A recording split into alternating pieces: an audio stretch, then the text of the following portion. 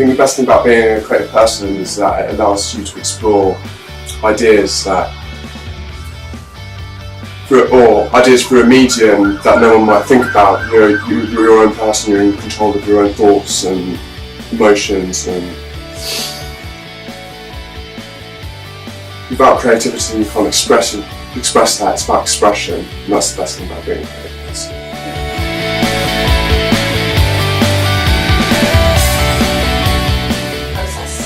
Okay, so with my paintings and drawings, it's quite a lengthy process, and I'm very process-based. I'll start by saturating a piece of paper, and then I'll start applying paint, and that might be different types of paint, mainly acrylic and ink or watercolour. And as I mix these materials, they kind of create chance happenings. The water is in control of how the paint sits on the page, and this is kind of the first stage of the process. And then I might apply some more water on top, and that will move things around. So I have some control over it, I don't control everything. So I like to take away from myself this idea of control, because it kind of limits one's creative potential. The idea of chance and chance happenings excites me, these marks that just appear and manifest by themselves almost. It's quite exciting for me. So that's the start. It's like almost getting rid of the blank canvas and creating a new canvas. And then I'll start layering up again, looking at images that I see in the media, which is always changing, constantly changing, just like the paint when it's wet, it's changing. And then I'll apply this fixed medium, this digital entity onto the page. But then that story disappears. So then I might put paint over it and start again, and it's this cycle and it keeps going, and then the page might destroy itself, or then a hole might appear. It's oversaturated and over vibrant. And what do these images mean? How do these images again manifest themselves, and what's their story, and are they taken out of context, and how do we read them? And that's what I'm interested in, this kind of visual language and of today's media and digital imagery. And I guess I get to a point where I feel I'm satisfied with the image that I've created. There is no fixed endpoint. It's very difficult to say when a work is finished, because it could continuously go. What I'm trying to capture is something that doesn't exist physically. So in a way, my process is an impossible task to try and capture something that isn't physical. And that's really kind of how I work. Anyway.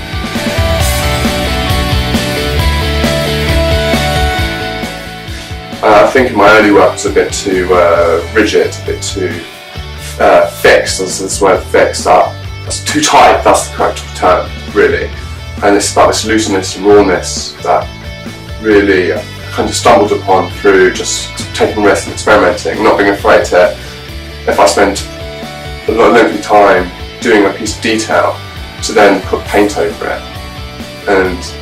And I might lose it and it might ruin it, but it might also create something exciting. And you just keep going, and then eventually, all this work kind of manifests itself into a finished article. I mean, I don't just work in paint and pencil, and I do digital work as well, so I wouldn't say I have a specific niche either, but at the moment this is what I'm doing. And that's a nice joy about the creative world, is that you don't have to just specialise in one area. Being an artist, you can do anything from performance to painting. So that's quite exciting for me. I don't ever limit myself on what I want to do and what I want to achieve.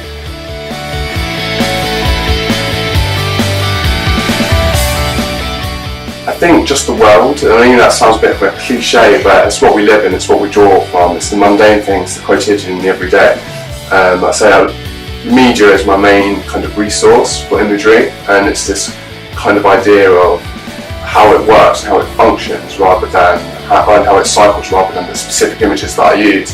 One might read into those images, but that's just how we view art, how we view media. And you view an art piece very differently to how you view a photo in the newspaper.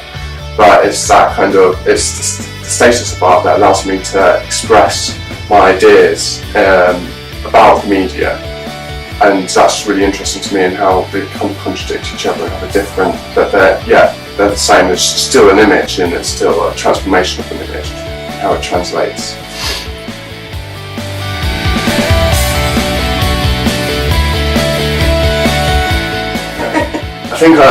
I think I'll probably be Totoro from My Neighbour Totoro.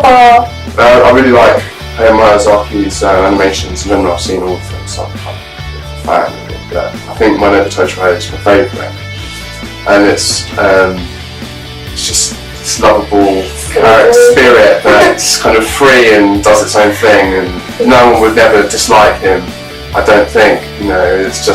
It's a bit cute really, but it's the sincerity of his character that I really like. It's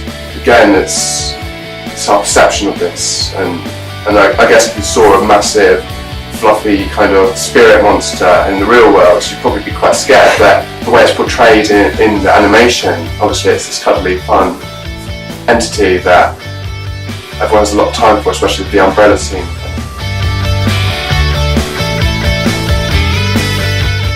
There's been a few, art related, it's difficult to pinpoint one. There's a few things, so I guess first of all, graduating first class honours, for me that was quite important, but it wasn't the most important thing. I think one of them was in private view of that my degree show. Anthony's an RA, it's a law academician, I can never pronounce it, but he's an old boy, but he's very successful in his own right. Obviously there's only 70 of them, and he's in the painting category. And he came to the show and he just stopped at my work, and I wasn't even with him. Someone was just kind of touring him, showing him around the exhibition, just stopped at work and just said, "This is good." And it's huge. It was one of my huge pieces, which is what I really most enjoy doing, with loads of imagery in it and loads of detail and those kind of hidden kind of avenues to explore. Just stopped and listened and we chatted for a bit. And I admire all those artists. So there's a few from my hometown or the work around there and have come from that kind of background.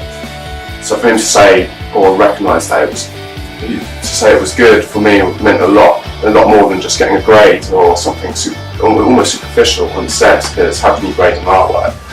And that was an important moment to me. Obviously, then being picked for top graduate shows was important. Doing Flock, selling all my small work at Flock, making it was amazing.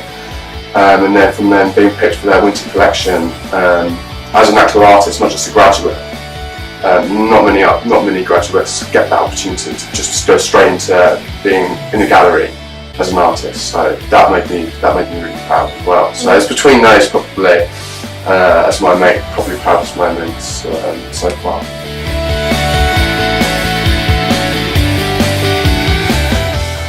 I'll probably use black, because you can do black grades and get quite light.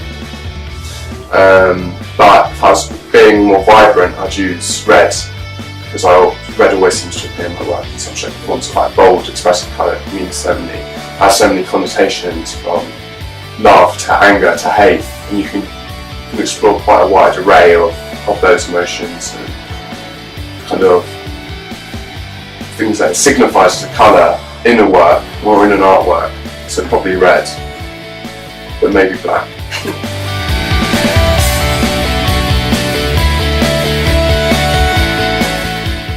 See, I don't really listen to any music. Sometimes I do, if I'm doing a really long session, but it's not, I'm lost in my own world when I'm painting or creating work.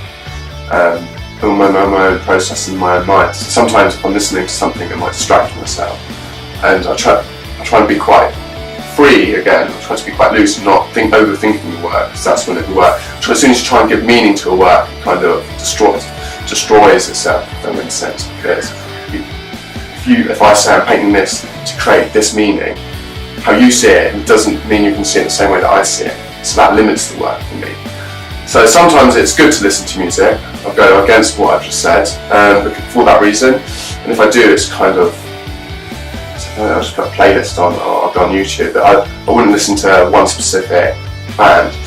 I've got quite an eclectic taste. I might listen to hip hop, or I might listen to Lana Del Rey, or I don't have any. I'm quite open-minded. I like a lot of things. Just brought up on blues music, really. So my dad's a blues musician. Plays monochrome. So I was like Taj Mahal, John Lennon, Louis Jordan. So I like to listen to those as much as I like to listen to cheesy popular music that's not in terms of music perhaps isn't as great, but it's popular in its own right. And I don't have any. I enjoy it for what it is. So I don't know.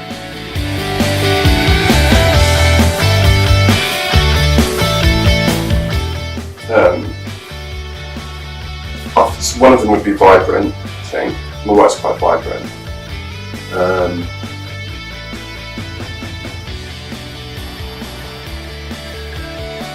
Complex as well, so it's quite complex, a lot of layers, a lot of meaning, because it could mean so many things in an ambiguous sense. It's almost one of those paradoxes. And lastly, it's quite intricate, because despite its oversaturation and its looseness and this chaos of paint and this chant, there's the intricate detail that one doesn't see from a distance. I think it's what we don't see that I'm interested in more than what we do see. And it's how we're so guilty of overlooking stuff, that because there is so much to see in this oversaturation, it's just who we are, and that's why I probably would use intricate as the last word. I mean, it's very difficult to say, it probably changes all the time. So and it's that thing of limiting the work. So for me to choose 3 words, it's almost impossible. It's almost hypocritical for me to say this is what the work is, because it's so many things. And I think that's the same with most art, or most visual art anyway, in the fine art field. But if I have to choose, I should say.